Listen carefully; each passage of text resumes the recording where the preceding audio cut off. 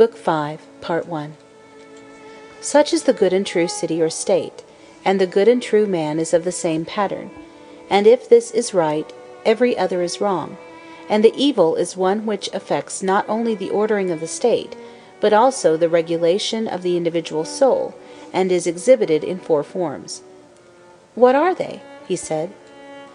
I was proceeding to tell the order in which the 4 evil forms appeared to me to succeed one another, when Polemarchus, who was sitting a little way off, just beyond Adeimantus, began to whisper to him. Stretching forth his hand, he took hold of the upper part of his coat by the shoulder, and drew him towards him, leaning forward himself so as to be quite close, and saying something in his ear, of which I only caught the words, "Shall we let him off, or what shall we do?"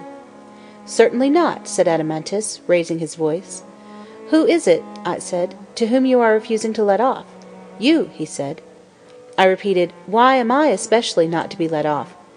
"Why," he said, "we think that you are lazy, and mean to cheat us out of a whole chapter, which is a very important part of the story, and you fancy that we shall not notice your airy way of proceeding, as if it were self-evident to everybody, that in the matter of women and children, friends have all things in common."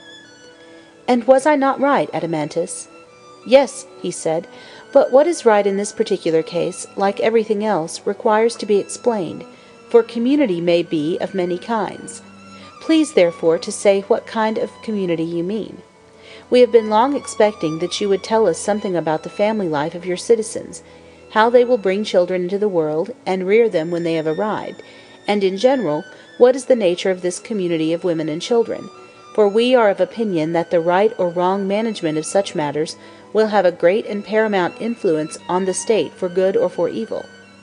And now, since the question is still undetermined, and you are taking in hand another state, we have resolved, as you heard, not to let you go until you give an account of all this." "To that resolution," said Glaucon, "you may regard me as saying agreed." "And without more ado," said Thrasymachus, "you may consider us all to be equally agreed." I said, "You know not what you are doing in thus assailing me. What an argument you are raising about the state!" Just as I thought that I had finished, and was only too glad that I had laid this question to sleep, and was reflecting how fortunate I was in your acceptance of what I then said, you asked me to begin again at the very foundation, ignorant of what a hornet's nest of words you are stirring. Now I foresaw this gathering trouble, and avoided it. "For what purpose do you conceive that we have come here," said Thrasymachus, "to look for gold or to hear discourse?" "Yes, but discourse should have a limit." "Yes, Socrates," said Glaucon, "and the whole of life is the only limit which wise men assign to the hearing of such discourses. But never mind about us. Take heart yourself and answer the question in your own way. What sort of community of women and children is this which is to prevail among our guardians? And how shall we manage the period between birth and education, which seems to require the greatest care? Tell us how these things will be."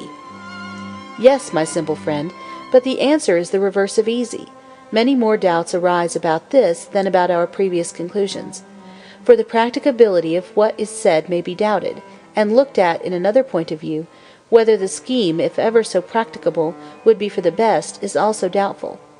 Hence I feel a reluctance to approach the subject, lest our aspiration, my dear friend, should turn out to be a dream only." "Fear not," he replied, "for your audience will not be hard upon you. They are not skeptical or hostile." I said, "My good friend, I suppose that you mean to encourage me by these words." "Yes," he said. "Then let me tell you that you are doing just the reverse. The encouragement which you offer would have been all very well had I myself believed that I knew what I was talking about. To declare the truth about matters of high interest which a man honors and loves among wise men, who love him, need occasion no fear or faltering in his mind. But to carry on an argument when you are yourself only a hesitating inquirer, which is my condition, is a dangerous and slippery thing.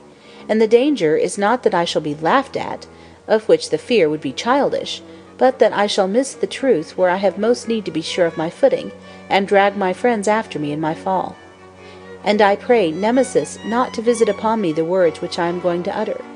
For I do indeed believe that to be an involuntary homicide is less crime than to be a deceiver about beauty or goodness or justice in the matter of laws. And that is a risk which I would rather run among enemies than among friends, and therefore you do well to encourage me." Glaucon laughed and said, "Well then, Socrates, in case you and your argument do us any serious injury, you shall be acquitted beforehand of the homicide, and shall not be held to be a deceiver. Take courage, then, and speak." "Well," I said, "the law says that when a man is acquitted he is free from guilt, and what holds at law may hold in argument." "Then why should you mind?" "Well," I replied, "I suppose that I must retrace my steps and say what I perhaps ought to have said before in the proper place. The part of the men has been played out, and now properly enough comes the turn of the women. Of them I will proceed to speak, and the more readily since I am invited by you. For men born and educated like our citizens, the only way, in my opinion, of arriving at a right conclusion about the possession and use of women and children is to follow the path on which we originally started, when we said that the men were to be the guardians and the watchdogs of the herd." "True."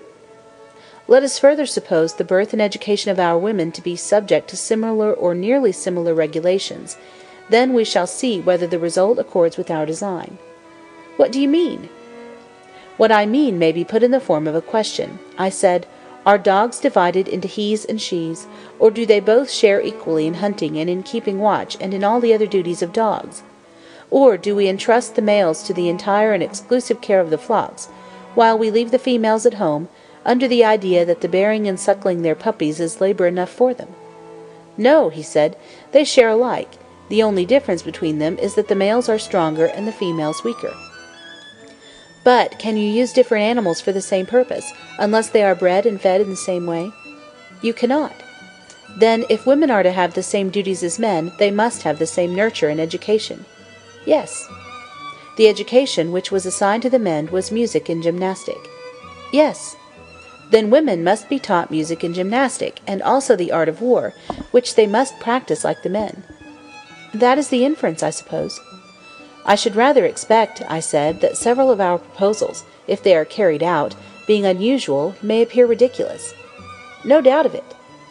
"Yes, and the most ridiculous thing of all will be the sight of women naked in the palestra, exercising with the men, especially when they are no longer young.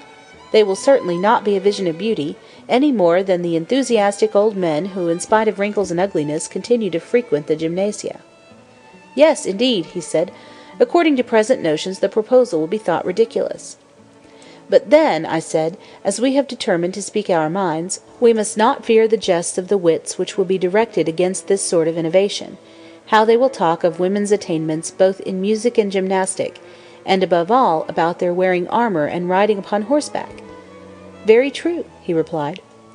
"Yet having begun we must go forward to the rough places of the law, at the same time begging of these gentlemen, for once in their life, to be serious. Not long ago, as we shall remind them, the Hellenes were of the opinion, which is still generally received among the barbarians, that the sight of a naked man was ridiculous and improper, and when first the Cretans and then the Lacedaemonians introduced the custom, the wits of that day might equally have ridiculed the innovation." "No doubt." "But when experience showed that to let all things be uncovered was far better than to cover them up, and the ludicrous effect to the outward eye vanished before the better principle which reason asserted, then the man was perceived to be a fool who directs the shafts of his ridicule at any other sight but that of folly and vice, or seriously inclines to weigh the beautiful by any other standard but that of the good." "Very true," he replied. "First, then, whether the question is to be put in jest or in earnest, let us come to an understanding about the nature of woman. Is she capable of sharing either wholly or partially in the actions of men, or not at all? And is the art of war one of those arts in which she cannot share? That will be the best way of commencing the inquiry, and will probably lead to the fairest conclusion." "That will be much the best way." "Shall we take the other side first, and begin by arguing against ourselves? In this manner the adversary's position will not be undefended." "Why not?" he said. "Then let us put a speech into the mouths of our opponents. They will say, 'Socrates and Glaucon, no adversary need convict you, for you yourselves, at the first foundations of the state, admitted the principle that everybody was to do the one work suited to his own nature. And certainly, if I am not mistaken, such an admission was made by us. And do not the natures of men and women differ very much indeed?' And we shall reply, 'Of course they do.' Then we shall be asked, whether the tasks assigned to men and to women should not be different, and such as are agreeable to their different natures? Certainly they should. But if so, have you not fallen into a serious inconsistency in saying that men and women, whose natures are so entirely different, ought to perform the same actions? What defence will you make for us, my good sir, against any one who offers these objections? That is not an easy question to answer when asked suddenly, and I shall and do beg of you to draw out the case on our side. These are the objections, Glaucon, and there are many others of a like kind, which I foresaw long ago. They made me afraid and reluctant to take in hand any law about the possession and nurture of women and children. By Zeus, he said, the problem to be solved is anything but easy. Why, yes, I said, but the fact is that when a man is out of his depth, whether he has fallen into a little swimming bath or into mid-ocean, he has to swim all the same. Very true. And must we not swim and try to reach the shore? We will hope that Arian's dolphin or some other miraculous help may save us? I suppose so, he said. Well then, let us see if any way of escape can be found. We acknowledged, did we not, that different natures ought to have different pursuits, and that men's and women's natures are different. And now what are we saying? That different natures ought to have the same pursuits. This is the inconsistency which is charged upon us. Precisely. Verily, Glaucon, I said, glorious is the power of the art of contradiction. Why do you say so? Because I think that many a man falls into the practice against his will. When he thinks that he is reasoning, he is really disputing, just because he cannot define and divide, and so know that of which he is speaking, and he will pursue a merely verbal opposition in the spirit of contention, and not a fair discussion. Yes, he replied, such is very often the case, but what has that to do with us and our argument? A great deal, for there is certainly a danger of our getting unintentionally into a verbal opposition. In what way? Why, we valiantly and pugnaciously insist upon the verbal truth, that different natures ought to have different pursuits, but we never considered at all what was the meaning of sameness or difference of nature, or why we distinguish them when we assign different pursuits to different natures, and the same to the same natures. Why, no, he said, that was never considered by us. I said, suppose that by way of illustration we were to ask the question whether there is not an opposition in nature between bald men and hairy men, and if this is admitted by us, then if bald men are cobblers, we should forbid the hairy men to be cobblers, and conversely? That would be a jest, he said. Yes, I said, a jest, and why? Because we never meant, when we constructed the state, that the opposition of natures should extend to every difference, but only to those differences which affected the pursuit in which the individual is engaged. We should have argued, for example, that a physician and one who is in mind a physician may be said to have the same nature. True. Whereas the physician and the carpenter have different natures. Certainly.